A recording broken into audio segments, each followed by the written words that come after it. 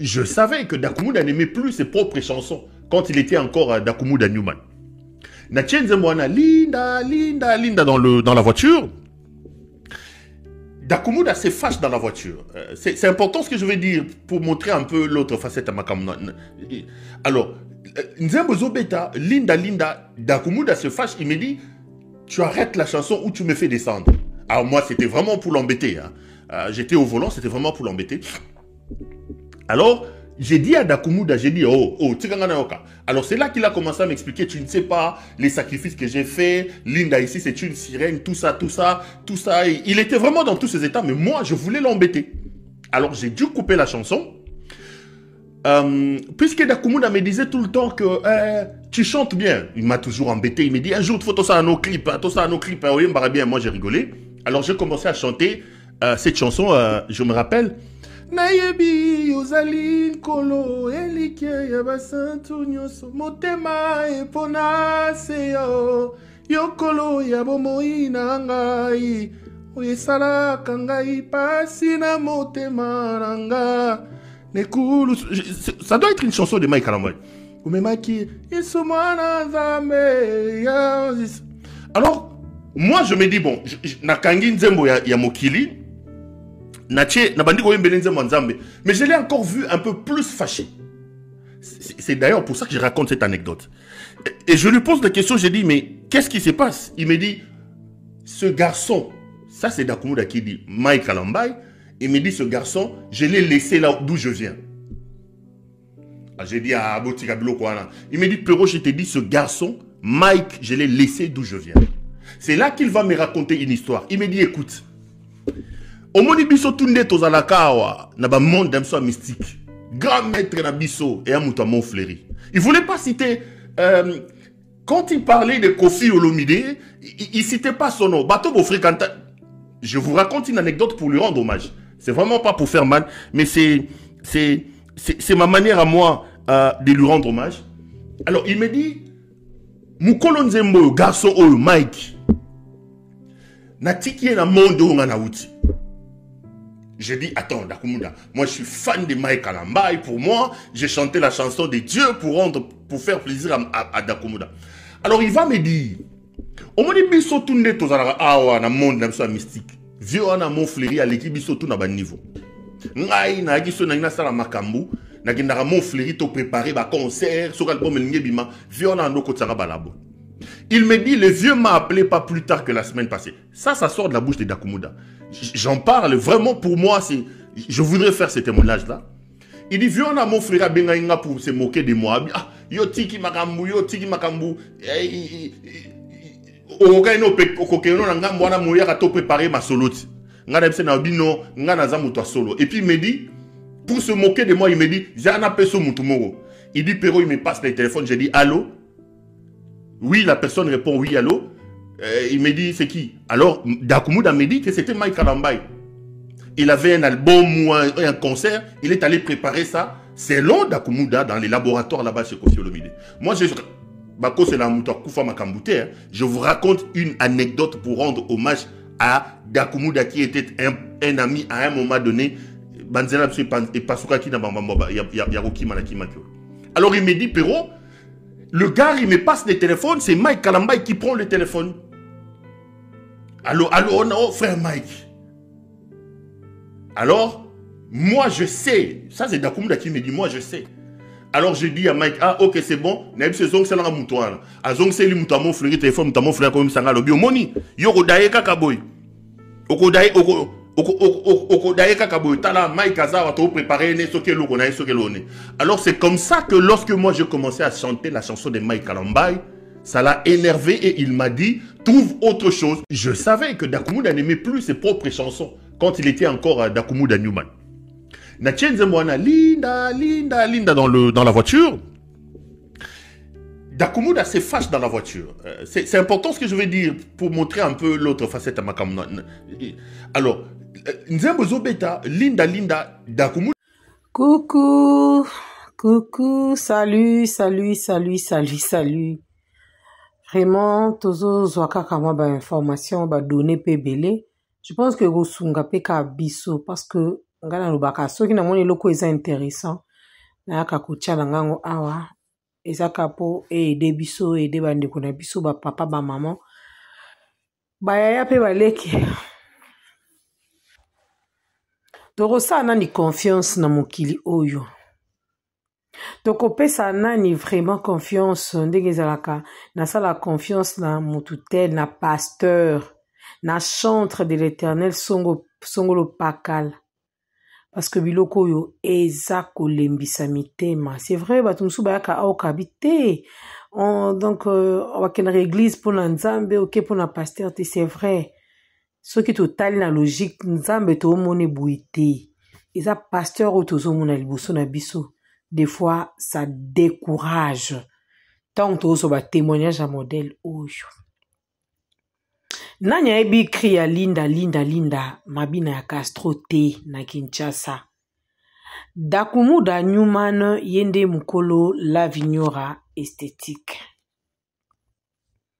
orchestre oyo evanda na lemba linda et sala suka na succès je vous dis période wana suka na générique Guy Moller hein, si je me trompe pas Guy Moller osunganga Guy Moller azaka na epa Dakumuda ou bien Guy Moller azaki epa ya Kinkester emenea to pas ayaka mona lemba bosunganga pardon nakoza na bosani Dakumuda Newman mobali kitoko akufeli na clinique universitaire otobenga campus awa na Kinshasa linda mabina Castro ezaki accompagné na jeune fille moko danseuse wana bato bado mituna azan loketo azana nini mikuwa otonde linda mabina Castro mabina Castro mutu no sofa bina nzoka nde linda eza asaki na sirène ya boni kulatisa biso biloko mabe kosimbisa biso kobinisa biso pe koyembisa biso monde eza dominé na ténèbres makasi mais la lumière de Dieu ekovanda kaka pe koumela seko na seko na bavi na biso tolembaka te kobondela tolemba te kosenga makila ya Yesu et ya kobatela ezinga et purifier sanctifier biso parce que allure tozo kende en tout cas confiance et ezala soute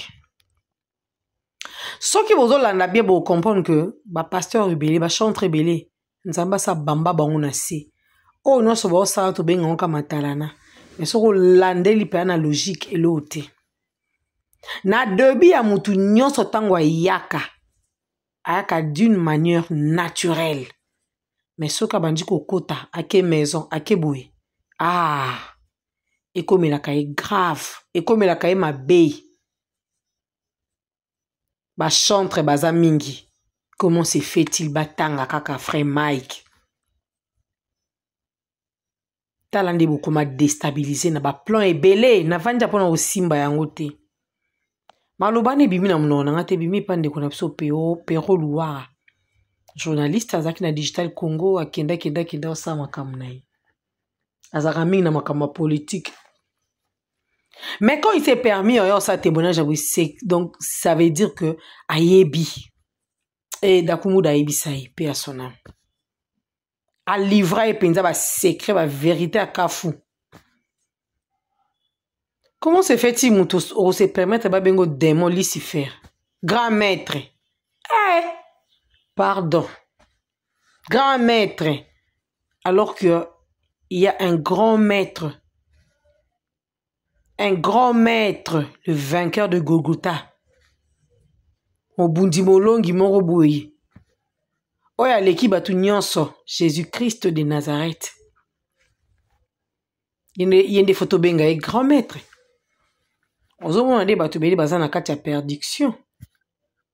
Vous chantez pour les enfants de Dieu en même temps bozo ke goluka bilo pa ba grand maître. Voilà maintenant ba secret ouais bandi ko bima.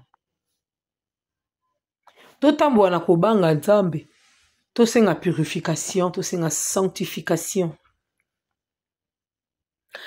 Eza na nzembo banda oyemba bato ya mokili oyo tango nyonso se koluka bomengo bomengo ya mokili oyo ezali na litomba te, molimo nanga ekokumisa yo, mapa ekouta epai na yo.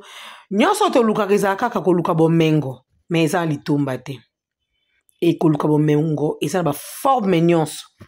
Il y a des églises et églises au Congo. Il y a des églises et églises au Congo. Allez-y, côté la forme nango. Vous allez directement comprendre que Nzamba zana été. Awa Nzamba zana été. Awa Nzamba za. Awa Nzamba ate. Awa Nzamba za. On a chanté Guégué. Na époque, mon kuba yebisa abso Guégué sans que tout yeba. Et il y a des gens au Bakélé qui comprennent dans le bimisa ngo ba itala. C'est compliqué. Bobanga nzambi, tobanga nzambi, ngapena michina kati tobanga nzambi. Dakumuda est parti. Qu'est-ce qu'il a laissé? Nakata musique ou azalaki. Atika neti nini? A gagné nini? Trophée? Atiki immeuble? Atiki nini? Parce que ce que on banan famille, bako yebisa ok, il n'a rien laissé. Parce que ti muta koma keko sambela, veut dire raison biloko comme Hollanda azo kima. Mais il y avait un monsieur azo benga azo oublié c'est que ok kuna po anizonga bozo raté. Qu'est-ce qu'il a raté? Et aujourd'hui il est parti. Toi qui es resté, qu'est-ce que toi tu gagnes dans tout ce que tu fais? Yama be o yozo sala ozo gagner nini? Bolou la raté. Elle a une belle voiture. Elle s'habille bien, elle a beaucoup d'argent, elle a de bijoux. Mobali na écoute a foutu la qui est billet Dubaï. Oh boy. Na bato boyaka. Libala wana, moi si moi azalaki a keinga na remplacer. Yenda za meilleur, yende boy. Ba initié yo ba coach yo sans que yeba. Avec ce genre de témoignage, à moins qu'il rappelle comme ma grande maîtresse. Mais ce qui est abongote, il faut na kende na kima. Il faut na kende na kima. Neti muto kwa pero, akwa ko témoigner boy pourquoi. Ce qui est le kuta, akwa c'est muto ma campagne. Ce n'est pas gentil. Vous qui servez l'Éternel, servez Dieu avec sincérité. En toute sincérité. Récompense na bino kozala. Bozongi la makomi. Bobanga nzambi. Botambwa na kubanga nzambi. Bolela mawa nzambi. Ekitela bino. Kosa ba plein na stade de martyr wana. Vous pensez que ndé salani. Lelo koma concurrence ba pasteur. Lelo koma nyonso boche nyonso nje. Botela ba résultat nango. Est-ce que Dakumuda pouvait manquer l'argent pour aller se faire soigner ailleurs? Peut-être ma coquille ezala qui susté. Akimi na prière. Et bandak atika ki ba viwana akenda ki kusambila. Izo ki tan, ça me pas futa ki ye yaye. Akanisa ki ayokela ki mawa. Dakumuda passé place belé pour témoigner batu bazoko boye pe bazali. Atika. Mais makami ngando loba ezaki ya solo. Batu il faut vraiment tous se repentir. To banga nzambe, to tambola selon volonté na ye, to tambola selon makomi et osala bien. Succès est éphémère. Quand aujourd'hui tout à la million est parti, il ne reviendra plus jamais. Et quand je dis plus jamais, donc plus jamais. Dakumuda, Akei, et Sili n'est-tu blague? Les vrais bandits, les vrais assassins, les vrais nani, c'est Jésus-Christ.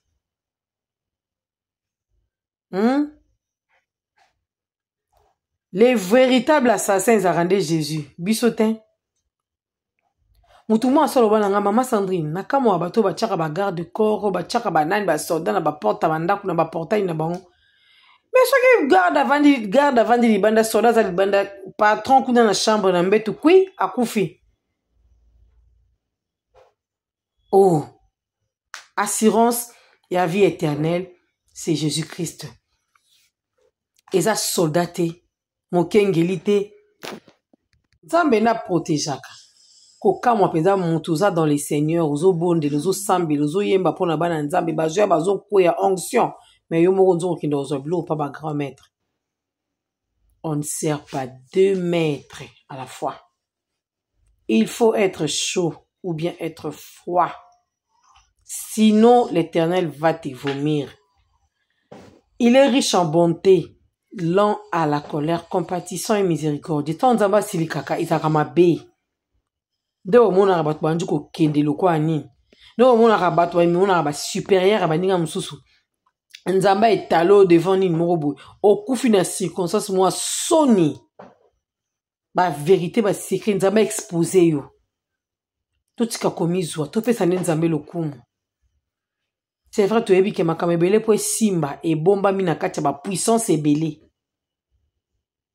Ko initier baninga ko bebisa makamba baninga.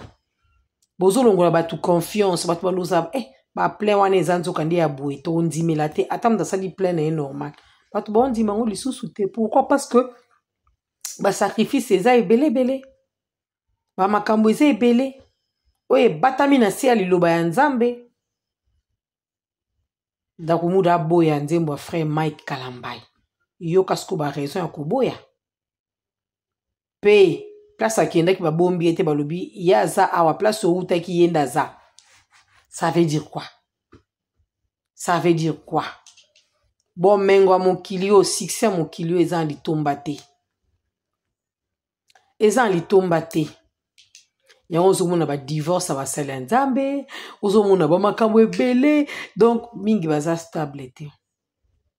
Muto abali tina mwasi lokola nanyo me ekufa kaka. Misu baza wana bali kobala te.